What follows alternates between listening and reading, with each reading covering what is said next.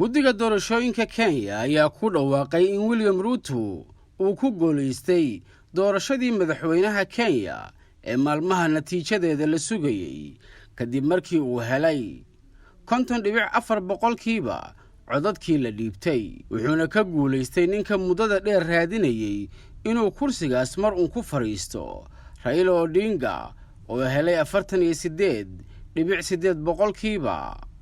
haddaba KTV ayaa warbixintan kooban ku soo gudbinaysa taariikhda madaxweynaha cusub ee Kenya. William Ruto waxa uu dhashay sanadkii 1966 wuxuuna ku dhashay gobolka Rift Valley ee dalka Kenya. sanadkii 1990 ayuu shahaadada koowaad ee culuumta sayniska ka qaatay jaamacadda Nairobi. sidoo kale shahaadada labaad iyo midda PhD-ga waxa uu ka qaatay isla jaamacadda Nairobi. William Ruto wuxuu marar badan oo la waraysta sheegay inuu ku soo koray nolol adag oo uu yaraantiisii dugsiga ku tagi jiray kaba la'aan. wuxuu kaloo sheegay kaba uu xirto inay ugu horeysay markuu 15 sano jir noqday. madaxweyne Ruto waxa halku dhig u ah ninkii xoogsatada ahaa. wuxuu ballan qaaday inuu la dagaalamayo qoysaskii horay u haystay awoodda dalka Kenya sida qoyska reer Kenyatta iyo qoyska reer Odinga oo doonayay ayuu yiri inay xukunka iska sii haystaan siyaasadda Kenya.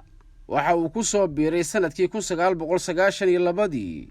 wuxuu sheegaa in macalinkiisa siyaasadda uu ahaa madaxweynihii hore ee Kenya Daniel Toroitich Arap Moi oo uu wax badan kaga daydo sida sabirka, dulqaadka iyo dad isku wadida iyadoo danta qaranka la eegayo.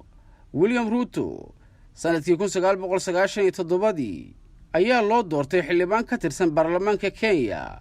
xilal kala duwan ayuu ka soo qabtay dawladda Kenya sida wasiirkii waxbarashada iyo wasiirka tacliinta sare iyo 10 sano oo uu ahaa madaxweyne ku-xigeenka Kenya.